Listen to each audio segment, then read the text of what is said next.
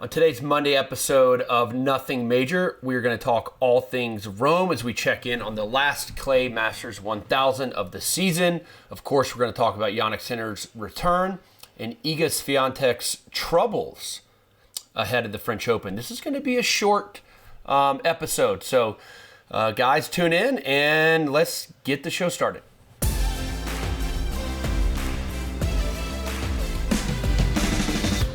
Welcome back to Nothing Major. I'm John Isner, and we are missing half of the pod. I'm only joined with Steve Johnson on the pod. Guys, if you wanted Sam Querrey and Jack Sock today on Monday, you're not getting them. We apologize. Of course, we're also joined with Charlie Fox and his team at SIF Creative as they're with us every single episode.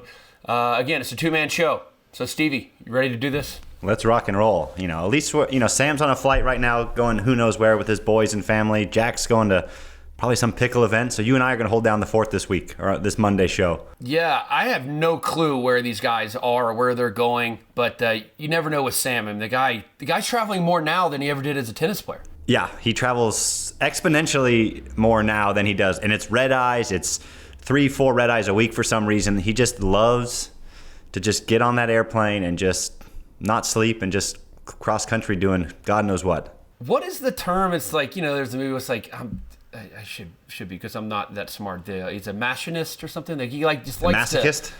Masochist. There yes, you go. You're close, Excuse me. Thank you, Stevie. There's a movie about it, right? He just likes to torture himself. Yes. I mean, because we all talk about it with the kids. Traveling anyway is hard enough. And he's like super thrilled to do it on a red eye. He goes, oh, the boys love it. I'm like, I don't know if he's being serious or not because Sam's just such a goofball, but he does it. He does it all the time. They grind it out, and nothing phases Sam. It's incredible. He never doesn't get frustrated on a tough travel day with kids, with young kids, with toddlers. It's very impressive. We got to give him some credit there. Yeah. Anyways, I wish I could have that patience on travel days with the family. Anyways, day after Mother's Day, Stevie, how did you enjoy it out there in California? Yeah, beautiful Mother's Day. I think it's a very important day of the year. These all of the moms out there don't get enough credit. My wife, my mom, we're up there. My wife's family was up in the morning. So just having all the nieces and nephews celebrating the moms. I had a bunch of donuts myself. I can't argue. I really enjoy them. A couple left over that I will continue to eat the next couple days. But can't thank my mom enough for all her struggles and my parents to get me to this point in life and to get me to where I am. So it's really remarkable, and there's not enough words that can go around to thank at least my mom. I know you would probably feel the same about your mom and the sacrifices they made to get us to where we are today. So thank you to all the moms out there, and we need to say thank you more. Absolutely, Steve. I think you hit the nail on the head there. Play such an important role in our lives, and I totally agree. Without our moms, I don't think we would have had the success we had playing tennis across all levels. So thank you guys. I want to thank my mom in North Carolina, especially. I don't see her as much being in Texas, but I also want to thank my amazing wife, mother of our 4 kids. We had a great Mother's Day. We chilled. She got to relax a little bit. She also let me go to a Dallas Stars playoff hockey game, which is pretty incredible. So I got to take my son to the hockey game, and thank you, Maddie, for that. All right, we love all the mothers out there. We love Mother's Day especially, but let's get into the show. Of course, let's talk Rome. It's Monday. Just like Madrid, tournament's been going on forever. What are they? Round of 32, round of 16 going on. Stevie, quick thoughts so far. Let's start on the men's side. What are some of your early impressions of the Rome tournament so far? Just in general, seeing Sinner's return, obviously great for the sport. I mean, very fortunate that his start was in Italy. I think he got even more crowd support than he would normally get, if that's even possible there. There's thousands and thousands of people watching him during his practice days, kind of just following him around the event. Just to kind of get a glimpse of him, seeing his form, his demeanor, like kind of seeing how everything is, because, having a 3-month hiatus from the tour and still being number 1 in the world, there is truly, everything went right for him in those last 3 months, right? Like Sam had talked about it, a lot of guys winning different tournaments and whatnot. So he looks fine. And this wasn't a 3-month injury hiatus. So he has been practicing. He has been training. Physically, he looks really good. Doesn't look like he's missed a beat physically going into he's only played 1 match as of this recording. So it's impressive to watch him strike the tennis ball. The way he moves, the way he plays, the way he competes will all be there. It's just going to be the little things. And, for him, this 2-week tournament, I think, is going to be great because it will give him a day off, kind of going forward to let the body rest and recover on those off days. So looking forward to him, I think, being one of the last guys standing in this tournament and continuing on his momentum into the French Open. So good to see him back because he is the number 1 player in the world. He is a massive draw and in a comfortable environment here in Rome. So excited to see him back because his tennis level is so high.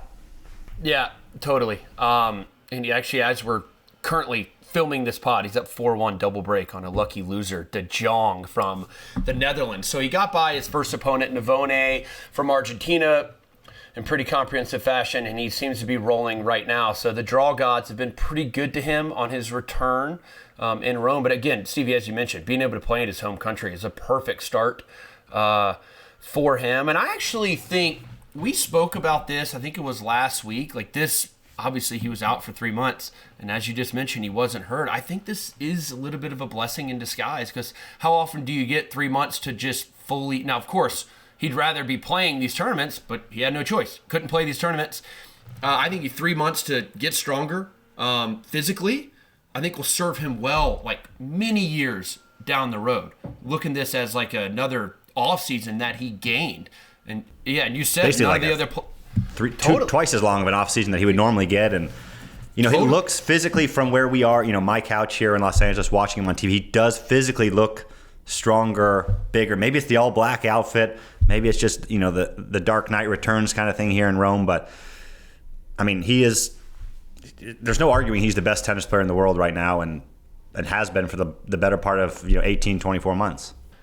Yeah, and we also spoke last week about like this tournament on the men's side having a lot more intrigue than Madrid did, with, of course, Sinner and Alcaraz both competing in Rome. They did not play in Madrid.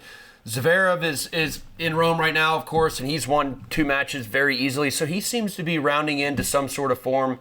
We know Novak's not there.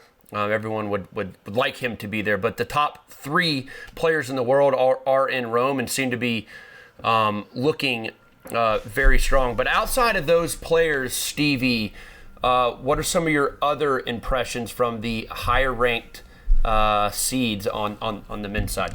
Yeah, I'm becoming more and more impressed with Lorenzo Musetti each and every week. He's a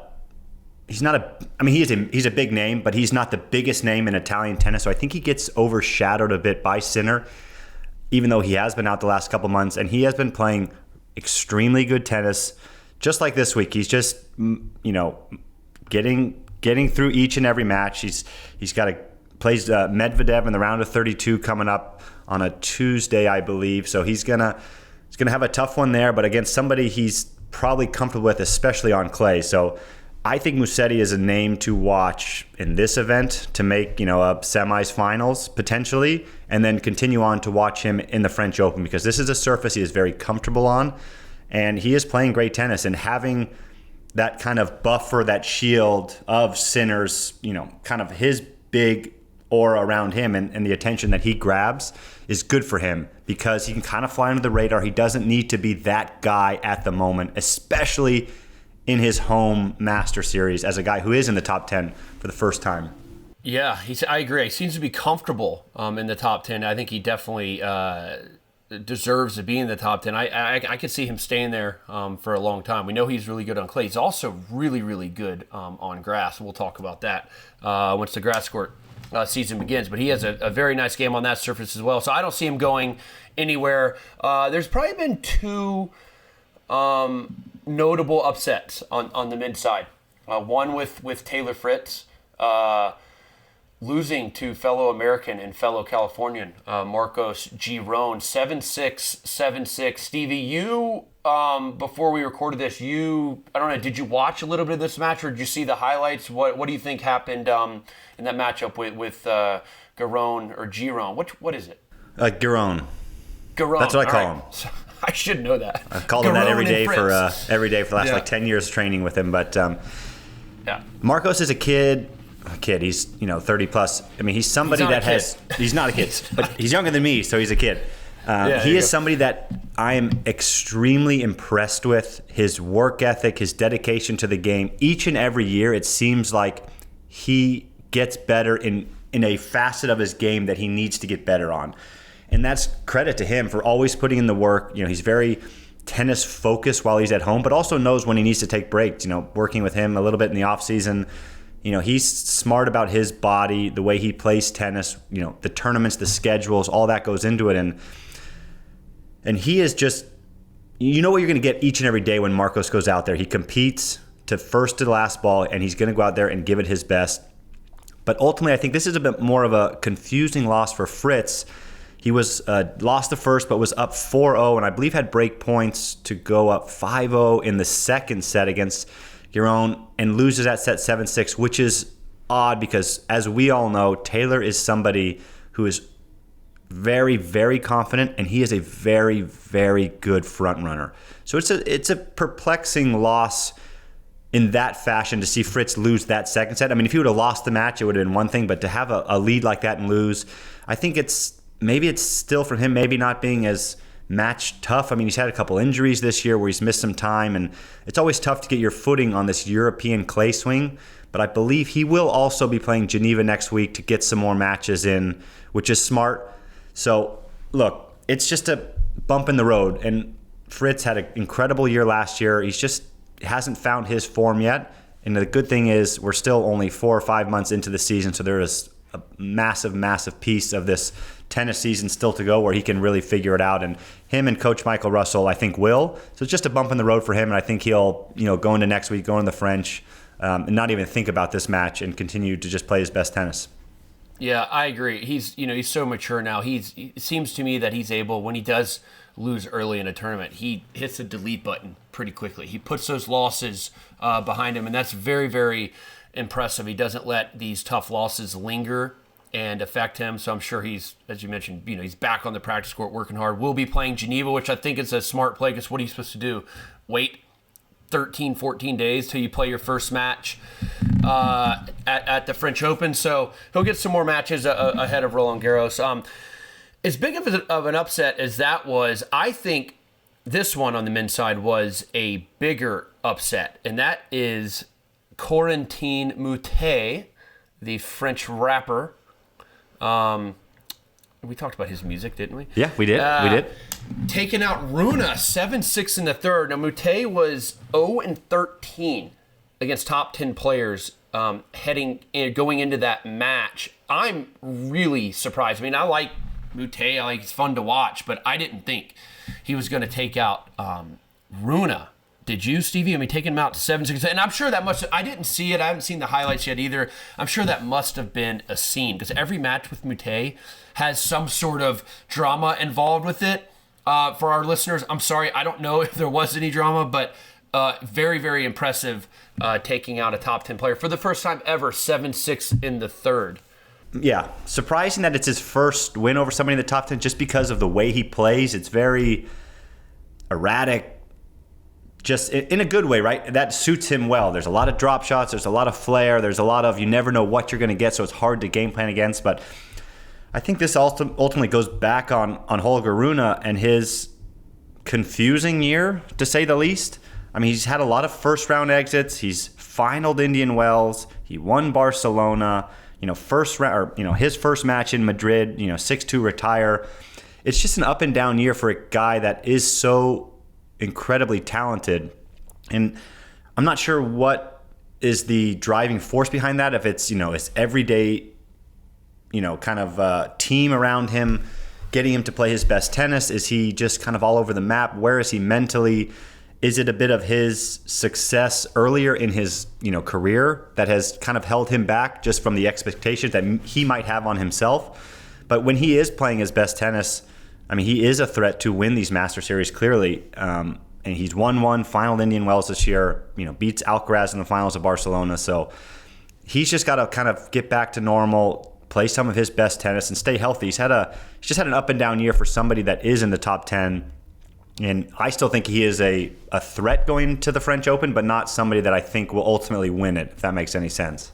Yeah, no, totally. I agree. I'm just a little perplexed by this loss, but I'm sure Mute played great, had the crowd in his hands and everything. But as far as the rest of the men's field goes, I mean, it's been business as usual. Would you agree with that, Steve? I mean, there's been the two upsets, but I think for the most part, the higher ranked guys, the big names in our sport have advanced on besides Fritz and Rune.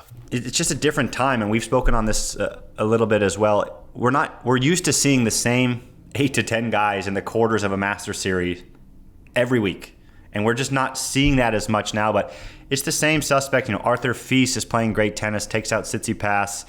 He plays Zverev in the round of 32, which I think will be a really good one. But as you look down, you have Tommy Paul, Alex de Minaur, Mensik, Hurkacz. There's guys that you're used to seeing kind of in the round of 16 and on of these tournaments, still getting there. But it's just so incredibly hard with these 2-week events, how much they drag on and how much of a mental toll it can take on the players to stay locked in for a month after month playing these 2-week events back to back. It is tricky. Yeah, totally.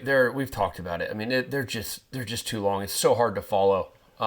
You're playing first round matches on Wednesday, Thursday. It just gets your tennis rhythm all out of whack for the fans, for the players alike. Anyways, let's finish up on the men's draw here. One question to you, Stevie. Right now, for the rest of the Rome tournament, is it Sinner and Alcaraz versus the field in your mind? Yeah, I think so. I mean, from a intrigue standpoint, that's what everybody wants to watch as well. Is Sinner back to his form of, being number one player in the world with his first tournament back? Can Alcaraz stay healthy, push through some of the little pains and stuff that he has to win another Master Series? And then, so I think it's just those two guys are going to draw most of the headlines. They're on opposite sides of the draw, which is great for the tournament because they would love to see those two guys in a final. If not those two guys, I think they'd like to see Musetti Sinner in a final for an all Italian go at it. But those two guys will take all the headlines, kind of seeing where they are leading into the second major of the season. I'm going to go ahead and say, yeah, it is Sinner and Alcaraz versus the field. I think it's those two guys, and maybe there's a lot of other guys that could pop up, but certainly a dream final for Rome would be Sinner v Alcaraz ahead of the French Open. Okay, let's move on to the WTA side of things. Iga Swiatek is, for her lofty standards, is really struggling ahead of the French Open. I don't know if she's going to maybe try to play the week before the French because she is not playing too well. She lost to Danielle Collins in Rome. Again, as I mentioned, these are her super lofty standards that she has. She lost in the semifinals of Madrid, which is a great event for most players, but not for her, right? She wants to win these tournaments, and she goes out early in Rome. What do you think, Stevie, that she could be going through right now? Do you think she's maybe a victim of her own past success the last 3-4 years, especially on clay? Yeah, it's interesting because she has followed success up especially on this service, with more success the following year. So I don't know if it's something that it's, maybe some of the game is catching up to her tendencies, or, figuring out how to play her, or it's more of her just not playing her best tennis. I mean, she's still, I think, maybe the best mover on the women's side. And it's been pretty widely talked about. Her team and the team that she has around her are so, focused. I mean, she has, the meditation, all the stuff that we would see at tournaments with her, surrounding her before matches, after matches. She was kind of in her own little bubble. So I don't know if, her, routine is off, what is going on, but this is definitely a surprising month, 6 weeks for her, that she hasn't won a clay court title, and she has not won a title since Roland Garros last year. And for somebody who was number one in the world by a long shot the last couple years, that has now been taken over by Sabalenka, it is it's weird to see her go almost a full year without a title. That is an interesting kind of aspect that I don't know if it's just her getting later into tournaments and not playing her best tennis, or if she is feeling pressure, internal, external, what it may be. But it is nice to go to an event that she has won a few times in Paris. I think she will find her form, get through the first couple matches, and then start to play some of her best tennis on a surface she is very comfortable on, but just hasn't done that well this season. No, yeah, I mean she's again all the way down to number 4 in the world. Yeah, I mean we would die to be number 4 in the world. I would love to have my standards be that. Yeah, but Iga is down to number 4, has not won a title in 12 months. Sam mentioned last week, he looked up the odds. She was the odds maker's favorite to win the French Open. I wonder if that changes after this Rome event. I would imagine it would. She's not playing her best tennis, but she loves playing at Roland Garros. I mean, she could certainly turn things around there if she just can get comfortable with her first few matches in Paris. But definitely a little cause for concern in the Iga camp, because she is not playing her best tennis right now, and we're just not accustomed to seeing that. 2 players who are playing well are the 2 finalists of Madrid, Sabalenka, who's just been purely dominant all year long, and Coco Gauff is playing some really good tennis. So those 2 players are as I mentioned, playing well. And does that with Stevie, would with Iga moving down to 4, that would put Coco up to number 2, right? So the number 1 and 2 seeds more than likely at the French Open will be Sabalenka and Coco Gauff. Is that right? Yeah, I believe it'll be that way. And Jess will be 3, if I'm not mistaken, Pegula, and then Iga will be 4. But it's good to have that kind of somewhat parity. I mean, Sabalenka has been, she has a stranglehold on number 1 in the world and has played the best tennis over the last year. But there is other players that are playing good tennis, Coco especially, on a surface she is comfortable on, and she is a great competitor. I mean, she's up a set and a break right now as we do this on Raducanu, who is a great competitor herself. So this is just a kind of a good litmus test for these women to see where their game's at. Most of them will not, most of the favorites will not be playing any tournaments next week, getting to Paris early, getting ready to prepare. And I think we're in for a fun French Open. I think during our careers, there was nobody winning the French Open but Rafa. And for the last few years, it felt as if there was nobody winning the French Open on the women's side but Swiatek. And now I think some of the women do believe that they can win, which is going to be great for them, their mentality going into the tournament, to have that belief to hoist that trophy 2 weeks into Roland Garros. Yeah, and some of the other big names on the women's side, from the American standpoint, Emma Navarro, you mentioned Jessie Pegula, Madison Keys, they have all gone out early in Rome. So it seems that Coco is flying the flag at the moment as the highest ranked player left in Rome, and certainly she's playing the best of all the players right now going into the French Open. But to have 2 American players be seeded top 4 going into the Roland Garros, I think is pretty impressive. We know how strong the American women have been for so long. But apart from Coco, Stevie, just a real quick, I hate to say prediction, but we're going to do it because we're really bad at it. Apart from Coco, take Coco out. What are some other American women that you think can do damage at Roland Garros this year? I'm going to go kind of off the beaten path here and say Peyton Stearns can make a bit of a run. I was going to say the same thing. She is... Sorry, Peyton. Yeah.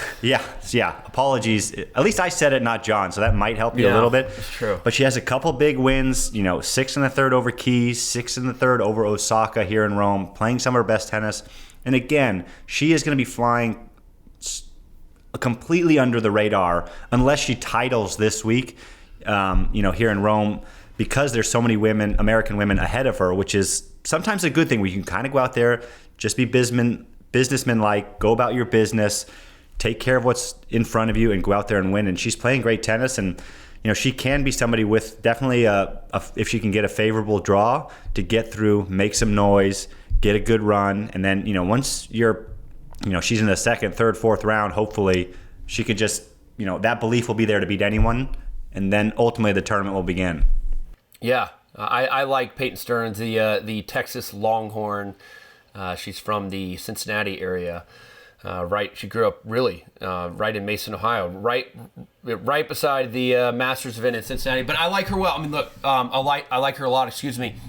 She's playing well. Early on in the season, she lost a lot of close matches. I remember one in particular. She lost first round to Emma Navarro at the Australian Open, 7-5 in the third, and she was up maybe 5-1 or 5-2 in the third that match. But winning 2 matches in a row, 7-6 in the third, is going to do her confidence a lot of favors going forward. So I'm with you, Stevie. I like her game, and I think she can be. She could certainly be someone who can make a lot of noise at the French Open. Yeah, kind of going a little kind of backwards here, John.